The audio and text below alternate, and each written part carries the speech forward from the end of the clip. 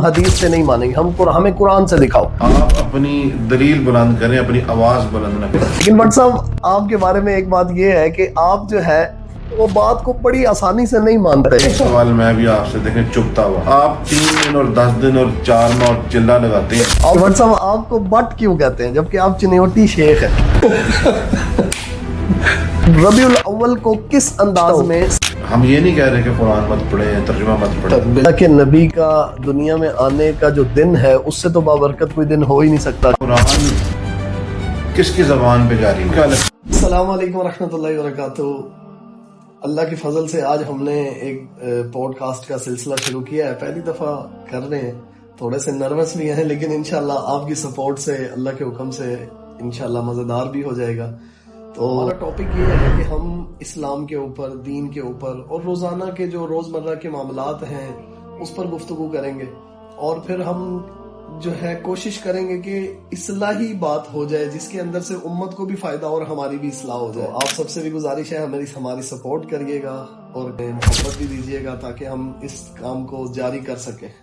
جی السلام علیکم, میرا نام فرقان ہے اور یہ بھائی عبد المتین صاحب ہیں, اور ہم دونوں نے مل کر ایک کاوش کی ہے کہ پوڈ کاسٹ کا ہم نے باقاعدہ آغاز کیا ہے, اور یہاں سے کوشش کر رہے ہیں کہ مختلف ٹاپکس پہ, مختلف عنوان پہ گفتگو کی جا سکے, سیاست پر بھی, دین پر بھی, اور کرنٹ افیئرز پر بھی, جو ملکی حالات ہیں اس پر بھی, اور کوشش کریں گے کہ انشاءاللہ سب کو چیزیں سمجھ میں اور سب کنیکٹڈ رہیں انشاءاللہ.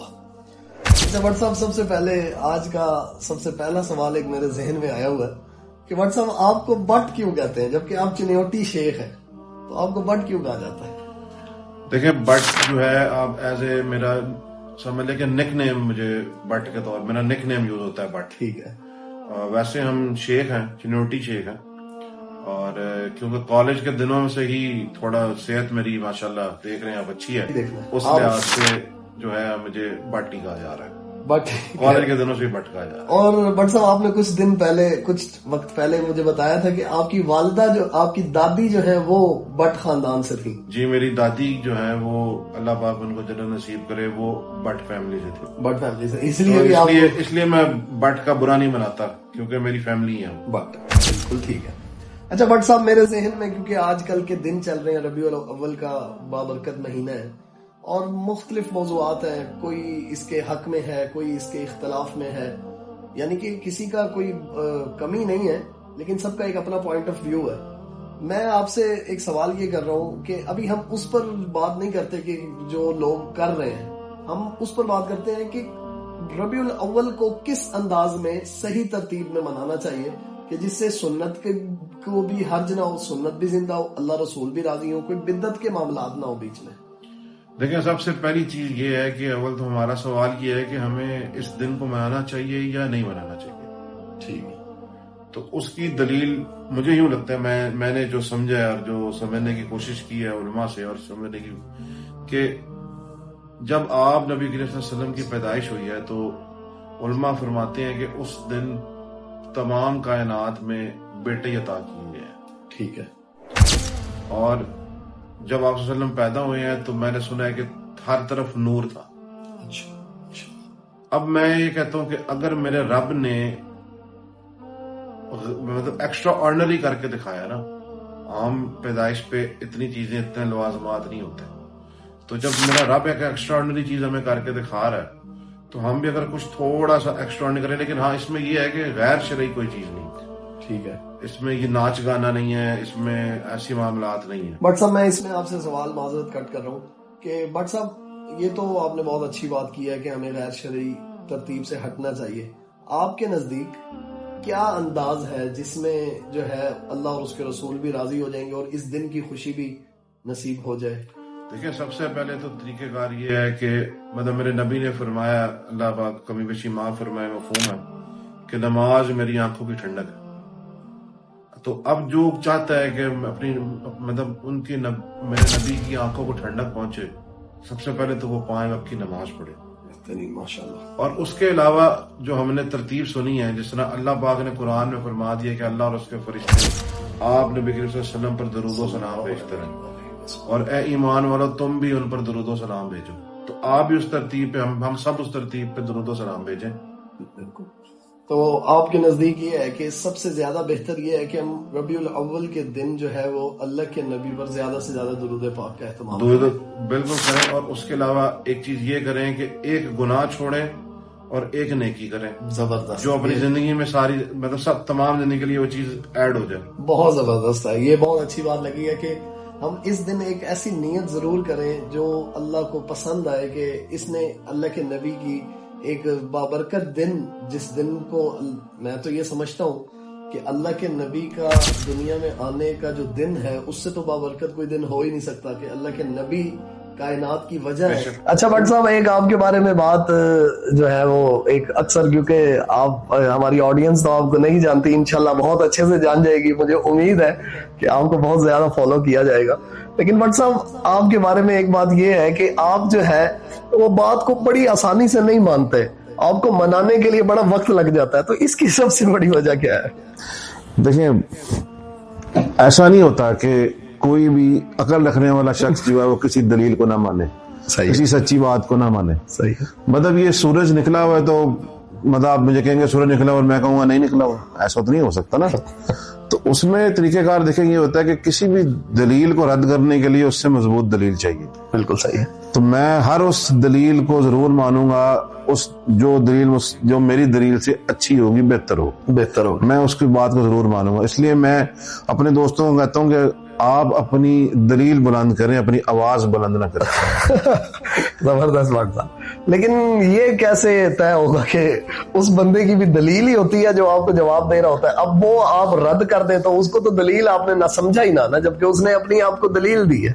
دیکھیں یہ جب ہم یہ سلسلہ ہم شروع کر رہے ہیں، اس میں ظاہر ہے کہ ہمارے آگے کچھ مزید ایسی چیزیں آئیں گی، کچھ ایسی گفتگو ہوگی. جب دیکھنے والے دیکھیں گے ان کو پتہ لگ جائے گا کہ یار کون صحیح بات کر رہا ہے، کون غلط کر رہا ہے. یہ فیصلہ ہم عوام پر چھوڑتے ہیں. زبردست، اچھا لگا. اور صاحب، اب جیسے کہ آج کل یہ جو خرافات ہو رہی ہیں ربیع الاول کے نام پر ہو رہی ہیں، جو بالکل جن کا شریعت سے کوئی تعلق نہیں ہے، جو چیزیں آج ہو رہی ہیں، یہ کیسے شروع ہو گئی اور ان کو اب ختم کیسے کیا جائے؟ شروع تو ہو گئی ہیں واٹس ایپ، لیکن ان کو ختم کس طرح کیا جائے گا؟ کہ یہ تو بالکل غیر شرعی بات ہے، اور آج سے کچھ سال پہلے جو ہے اتنی خرافات نہیں تھیں، جو اب اور زیادہ بلٹ ہو گئی ہیں، اب اور زیادہ بیچ میں آ گئی ہیں. تو ان کو روکنے کا کیا طریقہ ہے؟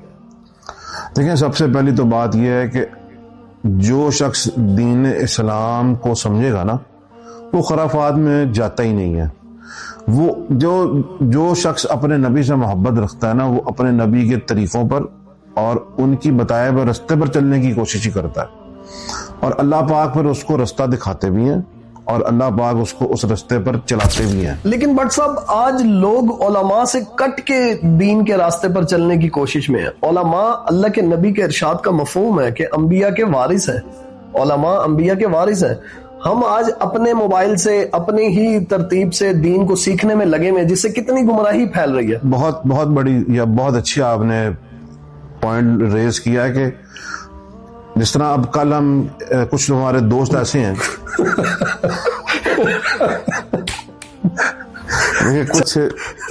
کچھ ہمارے دوست ایسے ہیں، مطلب وہ قرآن پاک کا ترجمہ پڑھتے ہیں. اب تو صرف اور صرف ترجمہ پڑھ کر وہ حاضر مسئلے کا حل نکالنے کی کوشش کرتے ہیں. بالکل.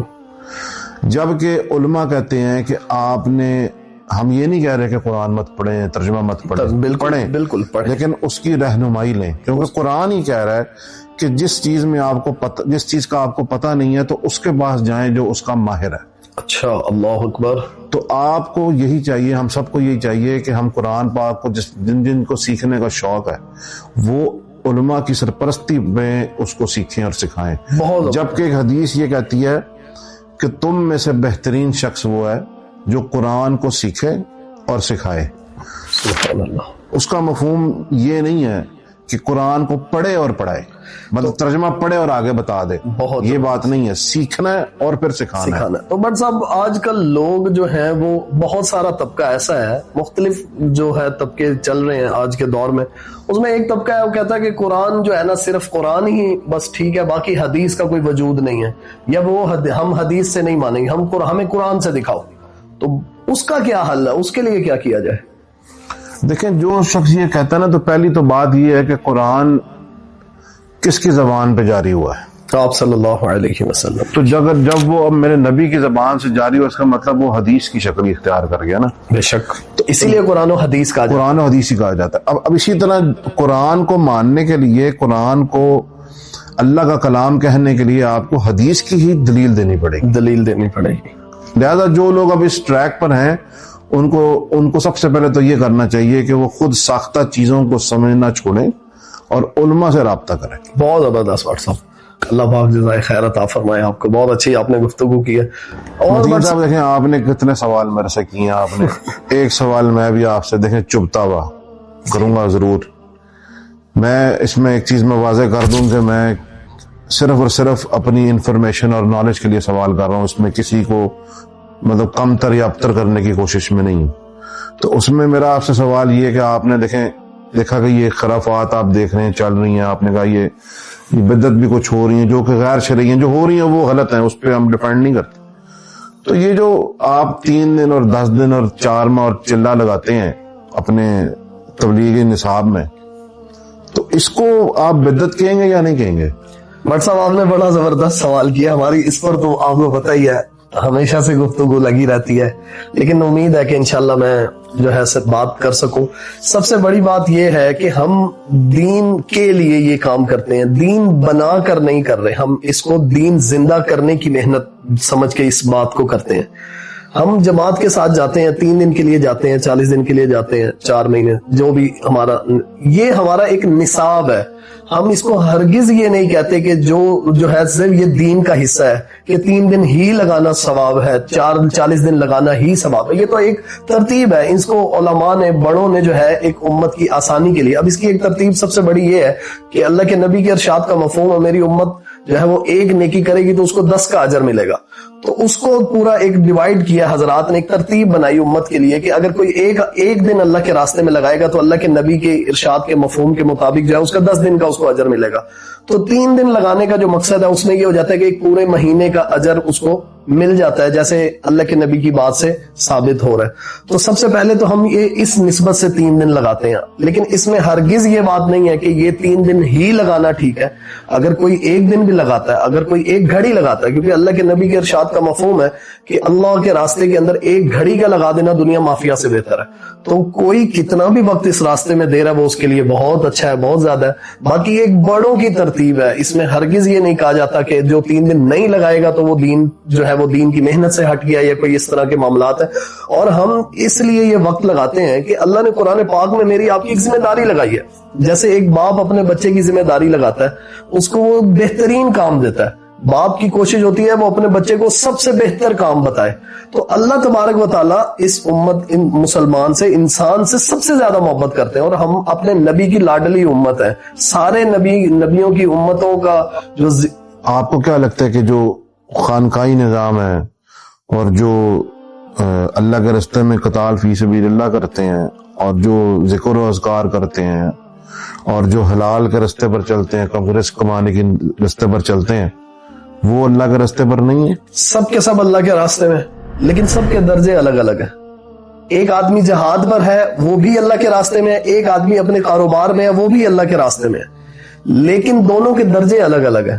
ایک آدمی جو قتال کر رہا ہے، جو جہاد کر رہا ہے، اس کی فضیلت علیحدہ سے بتائی گئی۔ اللہ نے جنت کے 8 درجے بنائے ہیں۔ کیوں بنائے ہیں؟ اسی لیے کہ جس کی جتنی بڑی قربانی ہے اس کو اس درجے میں اللہ اس کا اجر عطا فرمائیں گے۔ تو ہمارے نزدیک ہرگز یہ نہیں ہے کہ کوئی آدمی جہاد کر رہا ہے تو وہ اللہ کے راستے میں نہیں ہے، یا کوئی آدمی ذکر کی لائن میں تو وہ اللہ کے راستے میں نہیں۔ جب یہ جو ہم اللہ کے راستے میں نکلتے ہیں اس میں 6 نمبر کا ہم ذکر کرتے ہیں، اس میں ایمان ہے، اس میں کلمے کا ہے، اس میں نماز، ذکر، علم و ذکر ہے، اخلاق جو ہے اکرام مسلم ہے، اخلاص نیت ہے، اور دعوت و تبلیغ ہے۔ تو ہم یہ کہتے ہیں کہ جو اس کام پر ان اعمال میں لگے گا پورے دین پر چلنا اس کے لیے آسان ہو جائے گا. اس کو ہم ہرگز یہ نہیں کہہ رہے کہ یہ 6 نمبر پورا دین ہے. ہم یہ کہتے ہیں کہ پورے دین پر چلنا آسان ہو جائے گا جو ان باتوں پر آئے گا. ایمان آ جائے. اللہ پاک ہم سب کو عمل کی توفیق دے, ہمیں صحیح راستے پر چلنے کی توفیق عطا کرے. اچھا متین بھائی یہ بتائیں کہ یہ آج کل تو دیکھیں ہر طرف ہر شخص ایک دوسرے پہ تنقید کر رہا ہے. ہر مسلک والا دوسرے مسلک پر, مطلب میں مسلک مجھے کہنا چاہیے یا نہیں کہنا چاہیے, یا ایک فقہ والا دوسری فقہ والے پر تنقید کر رہا ہے. ٹھیک ہے, آپ کے لحاظ سے ہمیں کس کو درست ماننا چاہیے, کس کے فقہ پر ہمیں چلنا چاہیے؟ بہت زبردست سوال ہے بھی مشکل تھوڑا سا. پہلی بات تو یہ ہے کہ ہم مسائل پر بات نہیں کریں گے کبھی بھی. ہم مسائل ڈسکس ضرور کریں گے, لیکن ہم اپنی آڈینس سے بھی یہ ضرور کہیں گے کہ آپ نے جو بھی مسئلہ ہم سے سننا ہے اس کی آپ نے تصدیق علماء سے ہی کرنی ہے. ہم ان مسئلوں کو جو ہے وہ اظہار ضرور کریں گے کہ یہ مسائل چل رہے ہیں, لیکن آپ نے اس کی تصدیق, اس کو سمجھنے کا جو طریقہ ہے وہ آپ نے علماء کے پاس ہی جانا ہے. تو سب سے پہلی بات یہ ہے بٹ صاحب کہ جو بھی جس جگہ پر بھی یہ کہا جا رہا ہے نا کہ ہم ٹھیک ہے دوسرا غلط ہے, تو میری نظر میں یہ بات ہی نہیں کرنی چاہیے. ہاں آپ اپنی بات رکھیں اور اس کے آپ دلائل مضبوط دیں.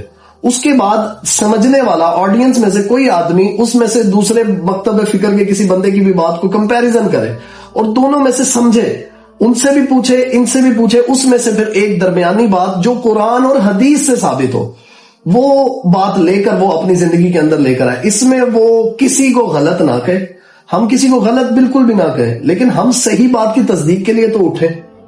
تو یہ میری رائے ہے. مسئلہ دیکھو یہ ہوتا ہے کہ ہر مسلک بنے اس لیے ہے نا کہ وہ سمجھتے کہ میں حق پر ہوں, دوسرا سمجھتا ہے میں حق پر ہوں.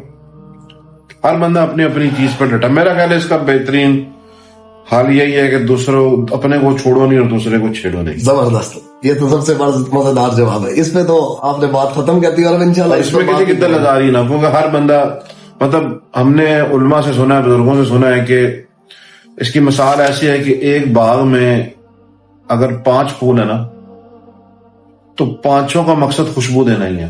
زبردست. تو جو جس بھی فقہ پر ہے اس تمام کا مقصد میرے نبی کے رستوں پر چلنا اور ان کی سنت زندہ کرنا ہے. بہت زبردست بات. تو ہر کی نیت میرے حساب سے درست ہے. بالکل صحیح ہے. عمل پہ بحث ہو سکتی پر نیت پر نہیں. نیت پر بحث نہیں کی جا سکتی. بالکل دونوں طرف جو ہے وہ اللہ کے دین کو زندہ کرنے کی ہی محنت ہے. انداز سب کے الگ الگ ہے. بہت اچھا ہو گیا. اچھا ایک میری آپ کے ساتھ ایک اور بھی سوال ہے. ہم جو ہے اس کو آج کل بہت اٹھایا بھی جاتا ہے.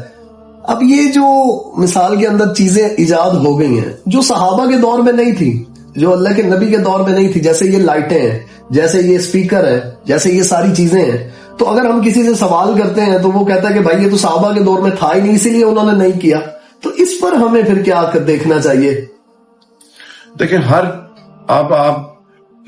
جو میں یہ سمجھتا ہوں کہ جو چیز دین کے اندر کی جائے گی نا, دین میں ایڈ کرنا, یعنی دین سمجھ کر, مطلب آپ یوں کہیں کہ بدعت کی ڈیفینیشن کیا ہے؟ بدعت کی ڈیفینیشن یہ ہے کہ دین میں کچھ نیا کام ایجاد کرنا جو پہلے آپ صلی اللہ علیہ وسلم نے یا صحابہ نے یا خلفاء راشدین نے وہ نہ کیا. ٹھیک ہے. مطلب بدعت اس کو کہتے ہیں جو دین میں نیا کام ایجاد کیا. ٹھیک ہے. ٹھیک ہے. اب ہم یہ دیکھیں گے کہ اگر تو وہ کام دین میں ہو رہا ہے, مثلا اگر آپ کہتے ہیں کہ فجر کی 2 سنتے ہیں اور اگر کہ میں بہت نیک ہوں میں 3 پڑھتا ہوں تو ٹھیک ہے, وہ بدعت ہے. وہ تو بالکل ہی میرے خیال میں وہ تو بدعت سے تو اوپر کا درجہ ہی ہے. لیکن جو دین کے لیے کام کیا جائے گا نا وہ بدعت نہیں ہوگا. ٹھیک ہے. اس کی مثال میں آپ کو دیتا ہوں. اور یہ آپ کی رائے ہے. سب سے پہلے آپ اپنی آڈینس کو یہ ضرور بتائیں کہ یہ آپ کی رائے ہے. میری رائے جو بنی ہے نا یہ علماء کی گفتگو سن کے بنی ہے. دیکھیں بالکل ٹھیک ہے, لیکن حتمی فیصلہ حتمی فیصلہ میں نہیں دے رہا. آپ یہ کہیں کہ یہ میری رائے ہے. ہاں یہ ہماری رائے ہے. ہم صرف اس چیز کے ذمہ دار ہیں جو ہم کہہ رہے ہیں, ہم اس کے ذمہ دار نہیں ہیں جو لوگ سمجھ رہے ہیں. زبردست. یہ بھی بہت اچھی بات ہم نے کی ہے. لیکن میں نے کیونکہ اکثر میں نے ڈاکٹر اسرار صاحب رحمۃ اللہ علیہ کے منہ سے یہ بہت دفعہ سنی ہے کہ وہ اپنی رائے قائم کرتے ہوئے. ڈاکٹر اسرار صاحب کے پاس جانے سے پہلے میں آپ کو ایک تھوڑی سی بدعت کی ڈیفینیشن دینا چاہ رہا تھا کہ اگر کوئی شخص آج مسجد میں قالین بچھواتا ہے, اے سی لگواتا ہے, لائٹنگ لگواتا ہے, تو وہ بدعت ہے یا نہیں ہے؟ نمبر 1. سیکنڈ، آپ نبی کریم صلی اللہ علیہ وآلہ وسلم کے دور میں جو فرش تھا وہ کچا تھا، چھت جو تھی وہ پکی نہیں تھی، لائٹنگ اس ٹائم نہیں تھی، اے سی نہیں تھے. پر آج جب آپ مسجد میں واش روم بنواتے ہیں، اے سی لگواتے ہیں، قالین لگواتے ہیں، تو اس کا ثواب ہے. آج آپ کہتے ہیں نا اس کا ثواب ملتا ہے آپ کو لگوانے، جو اس دور میں چیزیں تھیں ہی نہیں، آج ان چیزوں کا ثواب کیوں ہو؟ وہ اس کی WhatsApp سب سے اس بڑی کی وجہ یہ ہے، میں ہی بتاؤں گا کیونکہ اس کی وجہ ہی یہ ہے کہ وہ دین کے لیے، دین کی فیسلٹی کے لیے کیا جا رہا ہے.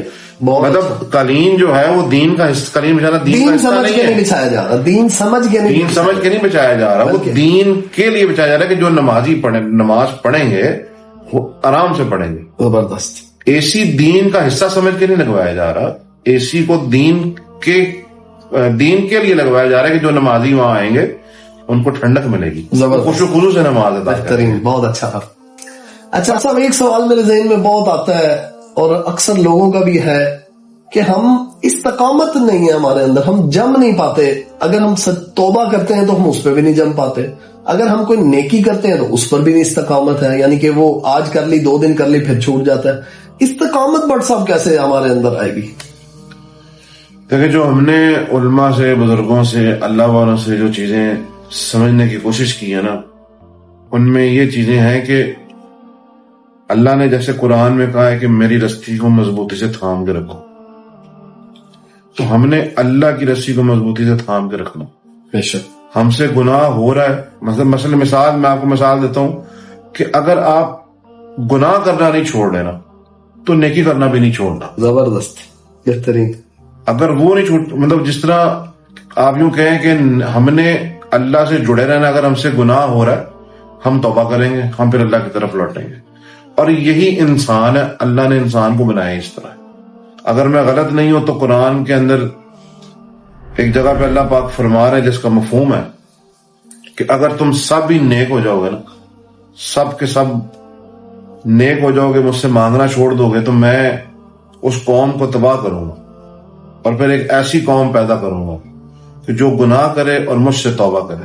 زبردست. اللہ معافی کو پسند کرتا ہے. بہت زبردست. یعنی کہ ہمیں ہر وقت اپنی نیکی کو کرتے ہوئے بھی اللہ سے توبہ کی امید میں ہی کرتے رہنا چاہیے کہ ہمیں یہ بھی توفیق میرے اللہ نہیں دی ہے. اچھا بھائی عبد المتین، گناہوں سے کیسے بچا جا سکتا ہے، یا ہمیں کیا طریقہ کار اختیار کرنا چاہیے کہ ہم گناہوں سے بچنے والے ہو جائیں؟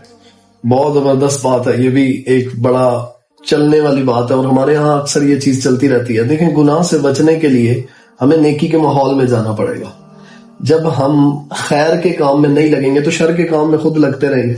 جب مسلمان، دیکھیں آپ صلی اللہ علیہ وسلم نے صحابہ کو ہر وقت اپنے دین کی اشاعت کے لیے، دین کی محنت کے لیے مصروف رکھا ہوا تھا، تو اللہ نے ان کو گناہوں سے بچا کے بھی رکھا ہوا تھا. لیکن جب مسلمان دین کی محنت کے کاموں کو چھوڑ دے گا اور پھر دنیا کی محبت میں لگ جائے گا، دنیا کے کاموں میں لگے گا، تو پھر اس کی زندگی کے اندر گناہ آتے رہیں گے. اس لیے ہمیں دین کے ماحول، جو دیندار لوگ ہیں، ہمیں ان کے ماحول کے اندر ضرور شامل ہونا چاہیے. بہت اچھی بات ہے آپ نے کہ مطلب آپ کا کہنے کا مقصد ہے کہ ہمارا پیٹرول ہے، جیسے گاڑی کا پیٹرول ہے، ہمارا پیٹرول ہے کہ ہم اللہ والوں سے جڑے رہیں، اور مطلب اللہ والوں سے جڑے رہیں اور ان سے سیکھتے رہیں. دیکھیں آپ، سب سے بڑی بات جو ہے وہ یہ ہے کہ جو صحابہ اکرام اللہ مجمعین صحابہ بنے، وہ کیسے بنے؟ اللہ کے نبی کی مجلس میں آ کے بنے اور ماحول کو اختیار کیا، صحابہ بنے. صحیح، بالکل. پہلی کتابوں میں یہ بات لکھی ہوئی آتی ہے کہ جب اللہ کے نبی دنیا میں تشریف فرما نہیں تھے، یا اللہ کے نبی کا دین دنیا میں نہیں تھا، تو اس سے پہلے کی جو وہ قومیں تھیں وہ زندہ بیٹیاں دفن کرتے تھے، اور وہ تیرے اونٹ نے میرے اونٹ سے پہلے پانی کیوں پیا، اس پہ پتہ نہیں کب تک لڑتے تھے، اور بہت خرافات ان کے اندر موجود تھیں. لیکن جب اللہ کے نبی کے ماحول کو انہوں نے اپنایا تو وہ ستارے بن گئے. اللہ کے نبی نے فرمایا میرے صحابہ ستاروں کی مانند ہیں، جو جس کی اتباع کرے گا فلاح کو پہنچے گا. تو ماحول کو اپنانے کی وجہ سے، اللہ کے نبی کے ہاتھ میں ہاتھ دینے کی وجہ سے اللہ نے ان کو چمکایا اور پوری کائنات کا امام بنایا. تو میرے نزدیک ماحول ایک ایسی چیز ہے جس کے اندر آ کے انسان گناہوں سے بھی بچتا ہے اور نیکی کی توفیق بھی ملتی ہے. تو جیسا ماحول ہوگا ویسی اللہ اس کو توفیق دے دیں گے. بہت اچھی آپ نے بات بتائی کہ بے شک جو آپ کی محفل ہے نا جس میں آپ بیٹھتے اٹھتے ہیں اس کا آپ پر بہت اثر ہے. بہت اثر ہے, بہت اثر. اللہ والوں کے محفل میں بیٹھ, مطلب کسی نے میں نے سنا تھا کہ اللہ والے کہتے ہیں کہ جب آپ خوشبو کے پاس جاتے ہیں تو آپ لوگ کہتے ہیں کہ آپ سے خوشبو آ رہی ہے, زبردست. اور اگر آپ بدبو میں کھڑے ہوں گے تو لوگ کہیں گے آپ سے آ رہی ہے. بالکل بالکل, کانٹے خود لگ جاتے ہیں اور پھول لگانے پڑتے ہیں. تو دین سیکھنا پڑے گا اور بے دینی خود ہی آ جاتی ہے. ابھی آپ نے بڑی اچھی بات کی کہ اس دور میں اسلام لانے سے پہلے جو قومیں تھیں وہ بچیوں کو زندہ درپور کر دیتی تھی, اور اسلام نے ان بچیوں کو عزت بخشی. اللہ اکبر کبیرہ. تو میں نے ایک اللہ والوں کو کہتے سنا ہے کہ سب سے زیادہ تو میلاد جو ہے وہ ان بچیوں کو منانا چاہیے کہ جن کو آپ کے آقا نے عزت بخشی ہے. اللہ سب سے زیادہ تو ان کو کرنا چاہیے کہ وہ میرے نبی کی زیادہ تعظیم اور زیادہ ان کی نعت خوانی اور زیادہ درود بھیجا جائے کہ سب سے زیادہ زندگی تو میرے نبی نے ان کی بچائی. بٹ صاحب, نبی کا میلاد آپ کے نزدیک کیا کرنے سے اس کا حق ادا ہو جائے گا؟ دیکھیں ہم تو حق ادا کر ہی نہیں سکتے. پہلا سوال بالکل. اب رہی بات یہ کہ ہم نے محبت کس حد تک کرنی ہے اور کس انداز میں کرنی ہے, غلوف کیا ہے. مطلب میں یہ سوال عوام پر اس لیے چھوڑتا ہوں کہ میں ایک واقعہ سناتا ہوں آپ کو, جس میں نے سنا ہے کہ علماء سے سنا ہے کہ آپ نبی کریم صلی اللہ علیہ وسلم جب وضو فرما رہے ہیں تو جو ان کے جسم سے لگا ہوا پانی جو قطرے ہیں تو صحابہ کرام وہ ایک قطرہ بھی زمین پر نہیں گرنے دے رہے. وہ صحابہ کرام کوئی ہاتھ رکھ رہا ہے, کوئی پانی ہاتھ میں بھر کے چہرے پہ مل رہا ہے, کوئی پی رہے ہیں, کچھ شیشی میں ڈال رہے ہیں. تو سوال یہ پیدا ہوتا ہے کہ ان اصحاب رسول کو میرے نبی نے حکم تو نہیں دیا تھا کہ آپ ایسا کریں, نہ اللہ نے حکم دیا تھا آپ ایسا کریں. ان کے دل میں یہ محبت خود سے جاگی کہ یار ہم اپنے نبی کا ادب اور محبت اور احترام ایسے کریں. اچھا, اس میں میرے نبی نے ان کو منع نہیں فرمایا. اچھا, اب اس میں اب ایک اور واقعہ ایک اور آتا ہے کہ جس میں ایک اونٹ تھا جو جس کے بارے میں آتا ہے کہ جو سرکش ہو چکا تھا. آقا کے پاس وہ جب آقا اس اونٹ کے پاس صحابہ کے ساتھ اس اونٹ کے پاس جب گئے ہیں, آقا نے اس کو ہاتھ پھیرا جب سر پہ تو وہ جو اونٹ ہے وہ سجدے میں گر گیا. تو پاس کھڑے صحابہ نے پوچھا یا رسول اللہ کہ جب یہ جانور آپ کو سجدہ کر سکتے تو کیا ہم بھی کر سکتے؟ صحیح ہے. تو میرے نبی نے فرمایا نہیں, اگر اس سجدے کا حکم ہوتا, اگر اجازت ہوتی تو میں بیوی کو کہتا کہ اپنے شوہر کو کرے, کسی کو سجدے کی اجازت نہیں ہے. لیکن بٹ صاحب بعض جگہ پر اللہ کے نبی نے غلو کرنے سے صحابہ کو روکا بھی تو ہے. جیسے ایک صحابی نے ایک موقع پر کہا, جس کا مفہوم ہے اس پورے واقعے کا ایک مفہوم ہے کہ اللہ اور اس کا رسول جانے, تو آپ علیہ الصلوۃ والسلام کے ارشاد کا مفہوم تھا کہ بھائی ایسے نہ کہو کہ صرف اللہ جانے. تو بعض جگہ پر اللہ کے نبی نے روکا بھی ہے. اور یہ جو آپ نے ایک بات گفتگو کی ہے, میرے دل میں خود اس کا ایک جو ہے ایک ذہن میں ایک دوبارہ سے ایک نئی ڈیبیٹ شروع ہو گئی ہے. لیکن بات یہ ہے کہ صحابہ نے اللہ کے نبی کی زندگی میں یہ سارے معاملات کیے. آپ دنیا سے تشریف لے گئے, آپ کو اللہ نے 40 سال کی عمر میں نبوت عطا فرمائی. ویسے تو آپ نبی تھے, آپ تو اللہ نے اس کائنات سے پہلے آپ کو نبی بنایا تھا. اور ہم نے بعض لوگوں سے یہ بھی سنا ہے کہ اللہ نے اپنے نبی کی وجہ سے اس کائنات کو بنایا, ورنہ کائنات ہی نہ بنتی. لیکن بات یہ ہے کہ آپ صلی اللہ علیہ وسلم کی نبوت کے بعد آپ کی 63 سال عمر جو ہے وہ بتائی جاتی ہے. 40 سال کی عمر میں آپ نے اعلان کیا, 63 سال یعنی کہ 23 سال آپ کی زندگی کے بیچ میں اور آئے. اس کے بعد آپ دنیا سے تشریف لے گئے ہیں, 23 سال آپ حیات رہے ہیں. لیکن آپ کی حیات میں 23 مرتبہ جو ہے وہ ربیع الاول کا مہینہ آیا. آپ نے اس کے اندر یا صحابہ نے اس کے اندر کوئی ایسا عمل نہیں کیا کہ کسی کو مبارک دی ہو کہ یار اللہ کے نبی دنیا میں تشریف لے کر آئے, اتنا بابرکت دن ہے, ہم کیوں نہ مبارک دیں ایک دوسرے کو. تو انہوں نے ایسا نہیں کیا. اسی طریقے سے صحابہ, کیونکہ اس دور میں لائٹیں نہیں تھی, چلو ٹھیک ہے ہم اس بات کو چھوڑ دیتے ہیں, لیکن اس کے بعد صحابہ نے کوئی یہ کھانے بانٹنے کا, چلو کھانا تو اس دور میں بھی تھا, لیکن کسی صحابی سے کسی ضعیف روایت میں بھی یہ چیز نہیں ملتی کہ کسی صحابی نے کوئی چیز بانٹی ہو کہ یار آج اللہ کے نبی کی ولادت کا دن ہے.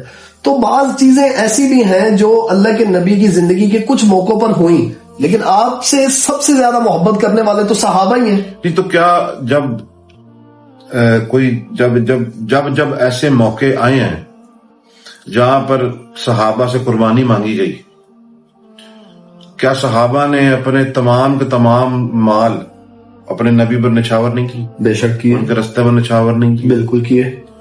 اچھا، اب جو شخص مطلب جو کھانا کھلانے کی آپ بات کر رہے ہیں، وہ کیا کھانا جو کھلایا جا رہا ہے وہ کوئی نعوذ باللہ غلط کھلایا جا رہا ہے؟ دیکھیں آپ نے کھانا بیسیکلی تو اس لیے کھلایا جا رہا ہے کہ جو میرے نبی کے امتی ہیں، جو میری نبی کی امت میں غریب لوگ ہیں یا جو کھا نہیں سکتے، کم از کم وہ آج کے دن تو اچھا کھانا کھائے. مطلب ہمارے نبی اپنی آخری وقت میں بھی ہم سے ہمارے اس امت کی بخشش کی دعا کرتے تھے. تو کیا ہم اپنے نبی کی امت مطلب اپنے نبی کی خاطر ان کے امتیوں کی بھی اکرام نہیں کر سکتے؟ آپ نے بات تو بہت اچھی کی ہے. ہمارا یہ موقف نہیں ہے بٹ صاحب، میں جسٹ آپ سے یہ کہہ رہا ہوں کہ صحابہ نے یہ نہیں کیا.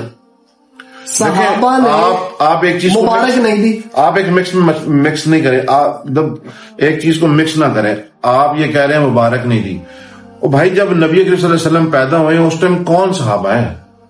ہم اس کی بات نہیں کریں، اس وقت کی تو بات ہی نہیں کر رہے کہ مبارک نہیں دی. سر 40 سال کے بعد نبوت کا اعلان ہے. 23 سال آپ حیات رہے ہیں صحابہ کی زندگی میں. 23 سال کا وقفہ ہے جس کے اندر صحابہ بنے ہیں، جس کے اندر آپ جو ہے وہ آپ کے نبوت کے اعلان کے بعد تو فوراً حضرت صدیق اکبر آ چکے ہیں. آپ کے نبوت کے اعلان کے بعد فوراً حضرت خدیجہ آ گئی ہیں. آپ کے نبوت کے اعلان کے بعد فوراً حضرت علی کرم اللہ وجہ الکریم آ گئے ہیں. اور اس دن کی محنت سے روزانہ امپلیمنٹ ہوئے ہیں، روزانہ لوگ داخل ہوئے ہیں، اور 23 سال تک لوگ بڑھتے گئے. نبی کریم صلی اللہ علیہ وآلہ وسلم نے پیر اور جمعرات کو روزہ رکھا. بے شک. پیر کو روزہ کیوں رکھا؟ کہ میرا ولادت کا دن، میری ولادت کا دن. اس کا مطلب ہے وہ اپنے ولادت کے دن کی اہمیت ہمیں بتا گئے اور طریقہ بھی بتا گئے. ٹھیک ہے. اب سوال یہ ہے کہ ہم نے اس جو صحابہ جن صحابہ نے آپ نبی صلی اللہ علیہ وسلم کا زمانہ پایا یا اس دور میں جنہوں نے آپ صلی اللہ علیہ وسلم کو دیکھا،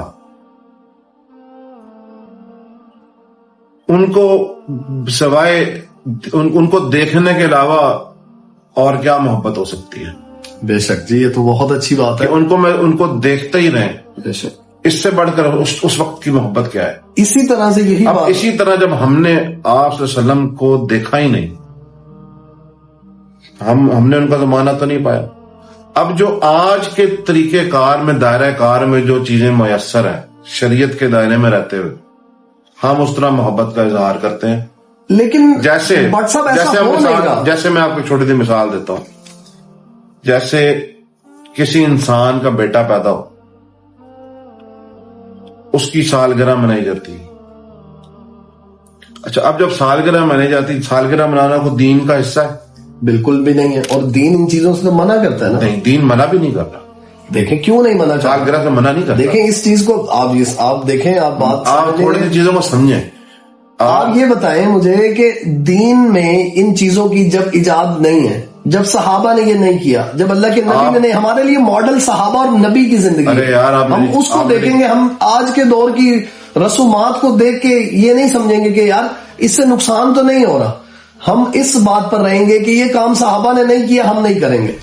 دیکھیں، میں آپ کی اس بات پہ ایگری کرتا ہوں کہ جو خرافات یا جو چیزیں غیر شرعی ہیں جس پہ شریعت نے براہ راست ہمیں منع کیا، وہ تو ہم کر ہی نہیں سکتے، وہ گناہ ہے.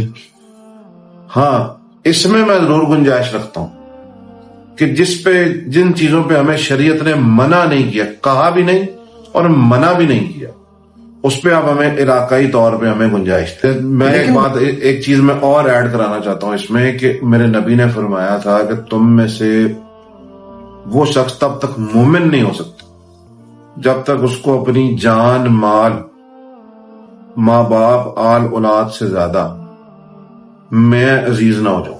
بے شک بے شک. اب میں آپ سے پوچھتا ہوں کہ کیا جو مطلب آپ یوں کہیں کہ جو ہمارے آل اولاد ہیں، ہمارے بچے ہیں، ہم جیسے ان سے محبت کرتے ہیں، اس محبت میں ہم ان کو اپنے بچوں کا منہ بھی چومتے ہیں.